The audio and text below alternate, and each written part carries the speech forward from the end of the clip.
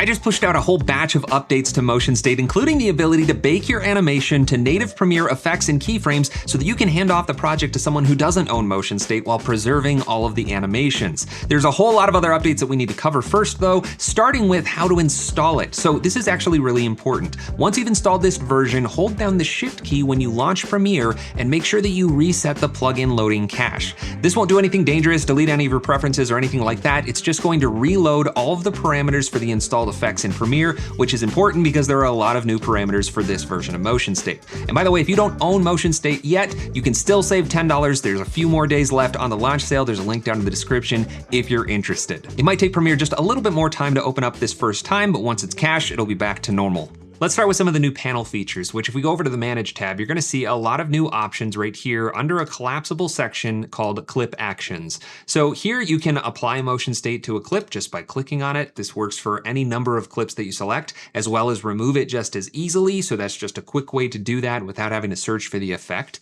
We can reset all. I moved that to this section. So if you wanna just reset the Motion State effect to its default settings, just click that button. Then we have Transfer Motion. And this one actually helps a lot with clips that are not the same size as your sequence. In this case, I have a large vertical video in my 16:9 sequence. So if I were to grab the native motion for this clip and scale it down and then maybe reposition it over to the right side, and then I apply Motion State to it, you see right away that it's being cropped by the bounds of that clip. This bounds acts as a hard limit for Motion State. It can't render outside of it. So the workaround before was to not use the native motion, but to use the Motion State motion parameters to scale this down here so that we're not being limited by the cropped bounds of the clip. But that's exactly what transfer motion is for. So I'm going to reset the Motion State effect.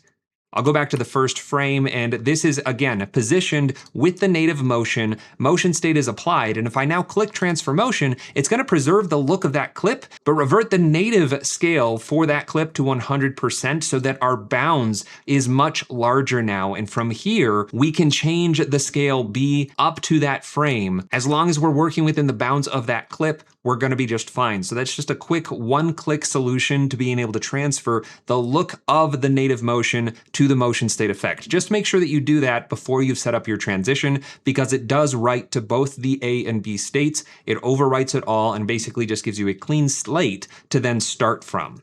All right, let's go back to one of these first clips and I'll apply a preset. Let's just go to one of the picture-in-picture ones. How about one of these large ones that goes over to the right? So this is gonna crop and reposition the waterfall a little bit. Previously, we were already able to offset the contents, so I could shift the contents of that footage around within that matte without changing the matte. But in addition to that, we can now scale the contents up and down. So this is just going to help reframe your content even more precisely, get it right where you want it, and it transitions from A to B. No matter how much I scale this, that matte is going to stay exactly where it is and transition seamlessly between the two. Next up is a new animation mode. And by the way, all of these controls exist in both the Manage tab of the panel as well as the effect controls. You can use either one to manipulate Motion State. Let's just reset the effect back down to defaults and go to the transition menu. And underneath the mode, you'll see at the bottom a new continuous mode. What this is going to do is, instead of giving you an A and a B state, reduce the transform controls down a whole lot and now give you position rate, scale rate, and rotation rates. So if I go forward in time a little bit and I increase the rotation,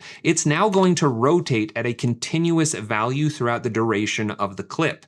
This allows you to apply transformations over time at the exact same rate, regardless of the clip's duration. So I could copy this from one clip to another, even though they have different durations, and each one will be consistent from one to the next. Now, rotation, probably not what you're going to be using that often. Much more likely you're going to use maybe the scale and position rate for more of a Ken Burns effect, where it's just kind of slowly pushing in and growing that scale over a constant rate. So now that I've done that, I'll go over to my Manage tab and I'll go to my Copy Paste and copy that over to another clip, and we'll just find that and click on the Paste All button. This is really cramped on my tiny screen recording, but now we've got that constant rate of change between both clips, and we're going to see that happening just fine. But what if I wanted to put a cross dissolve between those two? I'll zoom in here at the edit point and I'll just change this a little bit so I have some frames to work with and make a 1 second cross dissolve right there. So what you're going to notice if you look really close is that the rate of change stops on the first clip right at that edit point, even though we can continue to see that waterfall as the crossfade happens. And if I extend this to be even a little bit longer, you can probably see it a little bit more clearly. Right there, that motion stops on the waterfall. And on the incoming clip, the motion doesn't start happening until that edit point. So again, we can see this beach scene over here on the left side of the edit point, but none of that scale or position animation is happening until we've hit that edit point. This is now solved with the extend to transitions checkbox. So I'm going to check that on for both of these clips. It's under the transition category. I'll just check on extend to transitions. And now that smooth motion is going to transfer through that transition to create a very seamless movement. And this works across all of the animation modes, not just continuous, but I think this is where it is a really prime example of when you might want that. All right, I'm gonna go ahead and get rid of that transition and let's revert this one back to its default. Another new feature, which you might have already spotted, is the enable 3D checkbox. So if I check this on, it's going to give us extra controls for both X and Y rotation, as well as a perspective parameter.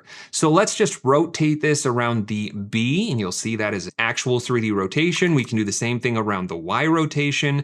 And if we scale it down, this acts as our Z position. Since you can't render two clips on the same track anyway, I didn't include a position Z value. Anything you put above this clip is going to render on top. So you just fake it with that scale. So put that wherever you want. Rotate on both the X and Y rotation values as well as Z. That will be the same as your regular rotation, but place that clip wherever you want it and it's going to again transition from A to B just like any other parameter.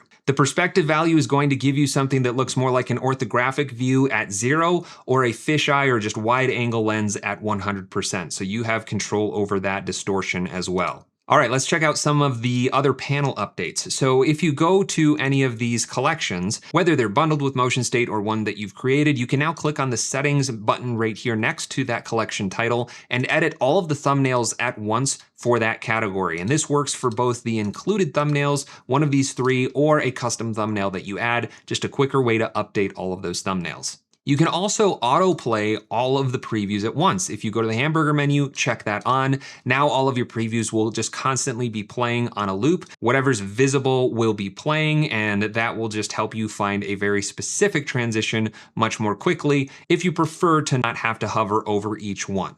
I also added a few more controls to the Manage tab. So if we go over here, you're going to see underneath the columns for both A and B states, more ways to swap values between those states. So before it was just on parameter values, but now you'll also find it on each individual section, as well as the entire set of controls. So you can quickly swap the A and B state or push the A or B values from one state to the other for the entire effect or for individual sections in addition to individual parameters. Now let's go back up to the clip actions and talk about baking the animation. So we have this animation going back and forth. I'm gonna switch this back from full screen to that rotated view. And I'm actually gonna turn off the visibility of that background just to make this easier to see. I wanna add a drop shadow. So let's go into the shadow controls and I'll just turn that on for shadow B. I'll increase the distance a little bit, the softness a little bit, and let's crop the video as well. So we'll go in and turn on symmetrical crop. We'll crop the left and right. We'll crop the top and bottom a little bit, and let's give it some corner roundness so that it's a circle. And I'll just scale that up just a little bit larger so we can see this clearly. So we've changed the position, the rotation in 3D, the scale. Let's change the content offset just a little bit to reframe that. Let's even turn on motion blur so that we have a nice smooth transition from A to B.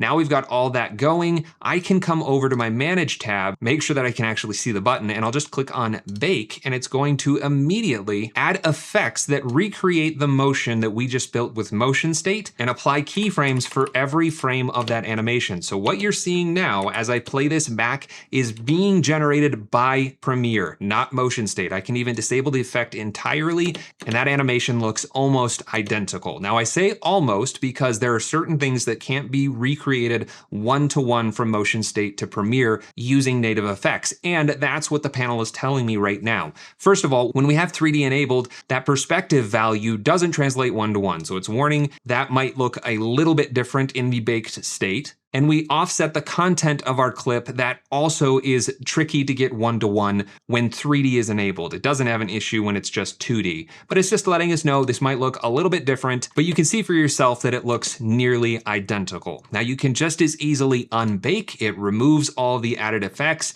the keyframes, and restores motion state. The way that it disables it is through this bypass checkbox. So you can check that on and off manually if you'd like to, but there's no reason for you not to use this switch. There's just no way for the panel to actually disable the switch, which is why I had to implement this bypass control. There are a few other parameters that don't translate from motion state to native Premiere effects, the biggest one probably being the stroke. There's no way to recreate the stroke, especially a gradient stroke that's animated using native Premiere effects, so that's not a possibility, as well as the corner smoothness value. So if I were to make this more of a squircle shape, that's not going to transfer over. Let's just change the transform controls to not be 3D anymore. We'll set the rotation back down to 0 and try and bake it again, and you'll see it reverts just to the corner roundness, no smoothness. And again, it's going to alert you of that just so you're not caught off guard, but everything else about this animation still looks great, even in its baked state. So once you're ready to hand off a project file, if you've baked all of the motion, which you can do across an entire sequence,